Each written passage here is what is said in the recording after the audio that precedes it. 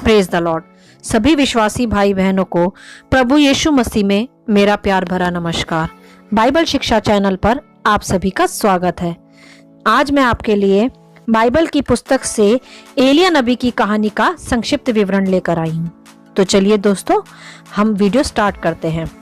दोस्तों, बाइबल दर्शाती है कि एलिया नबी जो गिलाद नगर से आया था, उसने इज़राइल में राजा अहाब और रानी यिजबेल के समय अकाल की भविष्यवाणियां की थी। बाइबल ऐसा दर्शाती है दोस्तों कि एलिया के विषय कि वह एक प्रार्थना करने वाला व्यक्ति था तथा हमारे ही समान सुख दुख भोगी मनुष्य था। एलिया का अर्थ ही है कि यहोवा मेरा परमेश्वर है। एलिया यहोवा परमेश्वर में दृढ़ विश्वास रखता था। उसने राजा अहाब से कहा कि इज़राइल का परमेश्वर जो जीवित है, उसके जीवन की शपथ कि मेरे बिना कहे यहाँ में नहीं बरसेगा। एक रोज परमेश्वर ने उससे कहा दोस्तों कि वह यर्दन के पूर्व में छिप जाए तथा परमेश्वर ने कहा कि वह वहीं के नाले का पानी पिए। और परमेश्वर ने उससे यह भी कहा कि मैंने कौवों को आज्ञा दी है कि वे तुझे वहाँ खाना खिलाए। और यहोवा का यह वचन सुनकर वह वहाँ चला गया तथा रोज सवेरे कौवे उसके पास रोटी और मांस लाया करते थे। दोस्तों, ऐसा अद्भुत परमेश्वर है हमारा। वह अपनी प्रजा के लिए किसी के भी द्वारा प्रबंध कर सकता है, चाहे वह कोई पक्षी ही क्यों ना हो। दोस्तों, इसलिए हमें भी सदा उसकी आज्ञाओं को मानना चाहिए। कभी भी यह चिंता नहीं करनी चाहिए कि हम क्या खाएंगे या क्या पिएंगे। आगे हम देखते हैं दोस्तों कि उस देश में वर्षा न होने के कारण वहां का नाला सूख गया, जिससे एलिया नबी पानी पिया करता था। तब यहोवा ने उसे सारपत नगर में जाने को कहा तथा यह भी कहा कि वहां एक विधवा स्त्री को मैंने तेरे लिए खिलाने की आज्ञा दे दी है। तब वह वहां उस नगर को गया और वहां जाकर वह उस विधवा स्त्री से मिला और उसने उस विधवा स्त्री को अपने को पानी पिलाने को कहा तथा यह भी कहा कि वह उसके लिए पानी के साथ साथ रोटी भी लेती आए। इस पर उस विधवा स्त्री ने एलिया से कहा कि मेरे पास एक भी रोटी नहीं है, केवल घड़े में मुट्ठी भर मैदा तथा एक कुप्पी में थोड़ा सा तेल ही है। और उसने यह भी कहा कि मैं तो इसी को अपने और अपने बेटे के लिए पकाऊंगी तथा हम यही खाकर मर जाएंगे। तब एलिया ने कहा कि मत डर, वैसा ही कर जैसा मैंने तुझसे कहा है। क्योंकि एलिया परमेश्वर पर विश्वास करता था, क्योंकि इज़राइल का परमेश्वर यूं कहता है कि जब तक भूमि पर मेंह न बरसे, तेरे घड़े का मैदा तथा कुप्पी का तेल कभी समाप्त नहीं होगा। ऐसा दोस्तों एलिया ने उस विधवा स्त्री से कहा। और दोस्तों, हम देखते हैं कि बिल्कुल वैसा ही हुआ। वह स्त्री तथा उसका घराना कई वर्षों तक खाते रहे, क्योंकि दोस्तों हमारा परमेश्वर हमारी घटी कमी में हमारी सुधि लेता है। वह अपने लोगों को हमारी मदद के लिए भेजता है।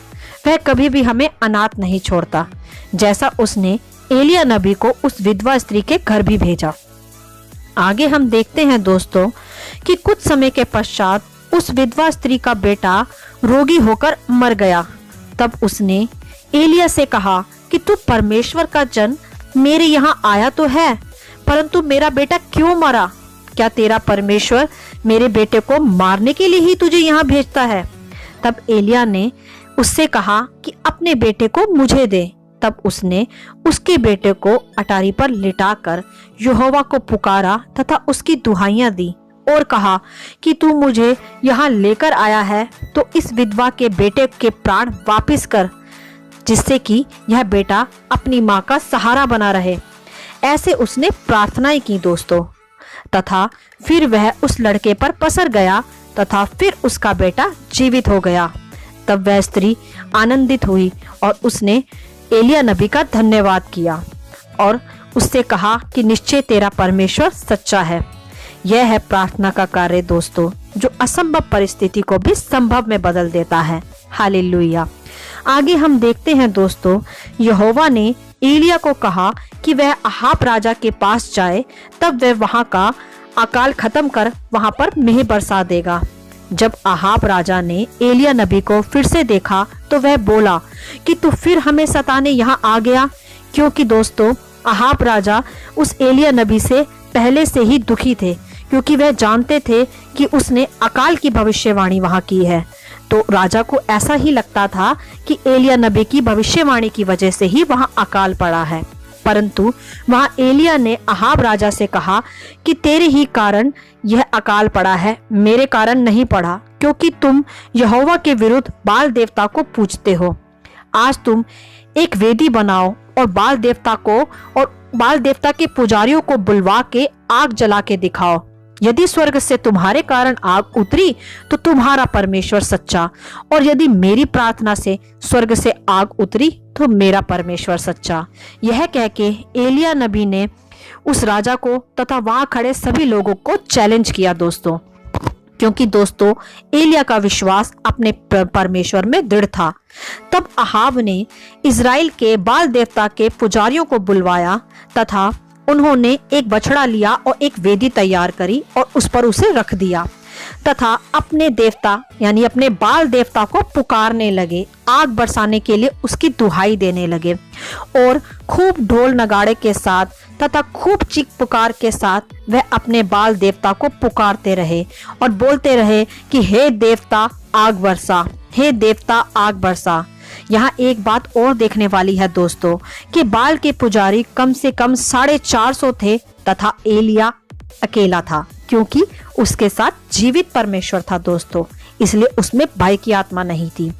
तब जब वह पुजारी खूब शोर मचा चुके तथा उनके देवता ने उनकी एक भी ना सुनी, तो एलिया ने उनका ठट्ठा बनाया तथा उनका मजाक उड़ाया और कहा कि और शोर मचाओ और चिल्लाओ, शायद तुम्हारा देवता सो रहा है, या ऊंचे सुर में आवाज लगाओ, शायद वह सुन नहीं सकता।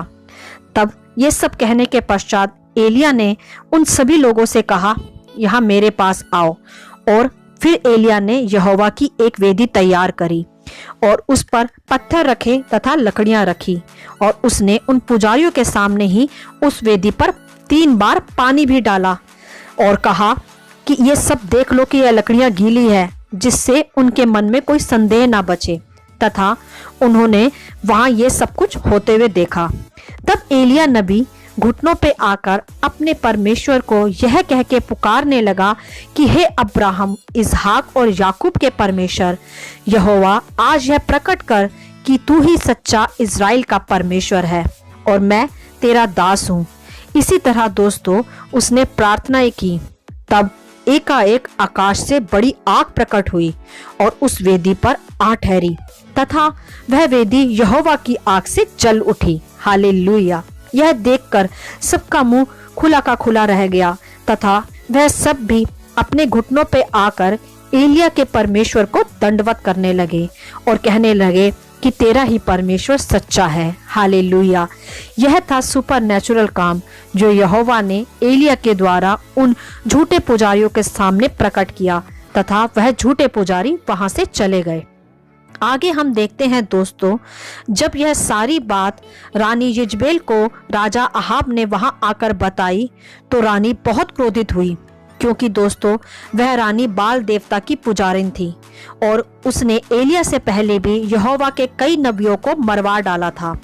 तब वह बोली कि बाल देवता की शपथ, मैं इस एलिया को आज ही मरवा डालूंगी।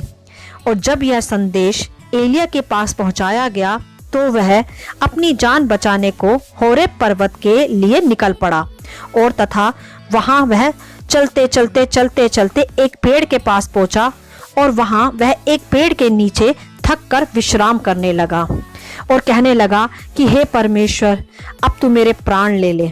परंतु हम देखते हैं आगे कि वहां परमेश्वर का एक स्वर्गदूत प्रकट हुआ दोस्तों, और उसने उसे वहां पानी पिलाया तथा कुछ खाने को दिया और कहा कि एलिया आगे बढ़। और क्योंकि दोस्तों यहोवा को एलिया से अभी और भी काम लेना बाकी था, तब वह परमेश्वर की इस आज्ञा को सुनकर होरेब पर्वत को पहुंचा। यह वही पर्वत था दोस्तों जहां अब्राहम ने इसहाक को बलि करने के लिए लाया था। जब एलिया उस पर्वत पर पहुंचा तो वहां एक गुफा थी और एलिया नबी उस गुफा में जाकर छिप गया। तब अचानक उस गुफा में भूकंप आया तथा आग जलने लगी। तब एलिया घबरा गया तथा गुफा के फाटकों के बाहर आ गया। तब यहोवा की यह वाणी एलिया के पास पहुंची कि तू यहाँ क्या करता है? तेरा यहाँ क्या काम? तू यहाँ क्यों छिपा बैठा है? उठ और दमिश्क को जा तथा वहाँ अपने स्थान पर नबी होने के लिए एलीशा को अभिषेक कर। तब एलिया ने परमेश्वर की आज्ञा का पालन किया और वहां से दमिश्क को गया तथा वहां उसने एलीशा को देखा जो बैल लिए हुए उससे मिला। तथा वहां एलिया ने अपनी चादर एलीशा को उड़ाई तथा एलीशा का वहां एलिया ने अभिषेक किया। दोस्तों, तत्पश्चात इन सभी कार्यों के पश्चात एलिया ने एलीशा से कहा कि यहोवा मुझे बेतेल को भेजता है, जो तुझे मुझसे चाहिए वह मांग ले।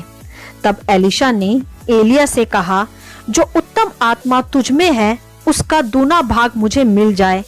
तब वैसा ही हुआ। एलिया की अभिषिक्त आत्मा का वरदान दोस्तों वहां एलीशा को मिला।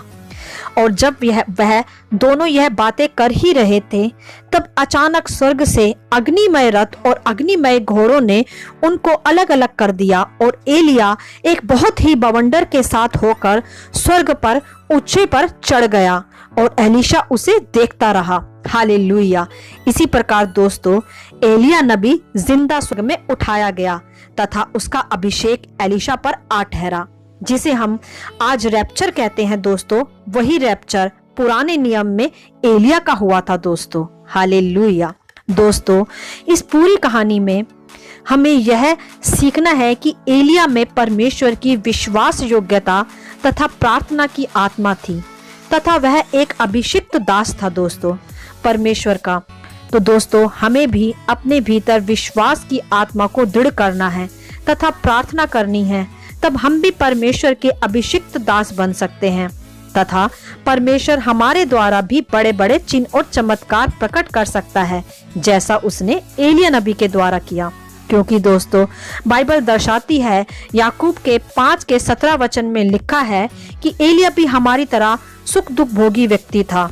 जब उसने प्रार्थना करी तो 3 वर्ष तक मेना बरसा, तब भी परमेश्वर ने उसके द्वारा अद्भुत कार्य किए। दोस्तों, हम भी परमेश्वर के एक मनुष्य हैं और सुख दुख भोगी हैं। जब हम परमेश्वर के निकट जाते हैं और प्रार्थनाओं में अभिषेक को मांगते हैं तो वह हमारे द्वारा भी बड़े बड़े कार्य करता है। तो दोस्तों, हमें भी परमेश्वर से उसकी महिमा के लिए प्रार्थनाएं करनी है तथा अभिषेक को मांगना है, जिससे परमेश्वर हमें अपनी महिमा के लिए इस्तेमाल कर सके।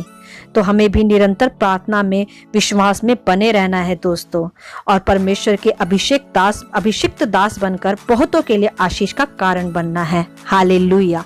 आशा करती हूँ इस कहानी का संक्षिप्त विवरण आप सभी को अच्छा लगा होगा। परमेश्वर आपको अपनी पवित्र आत्मा की भरपूरी से सदा भरता रहे। इस कहानी को आप दूसरों के साथ भी शेयर कर सकते हैं, क्योंकि हमारे प्रभु यीशु मसीह की यही इच्छा है। आमीन and God bless you all.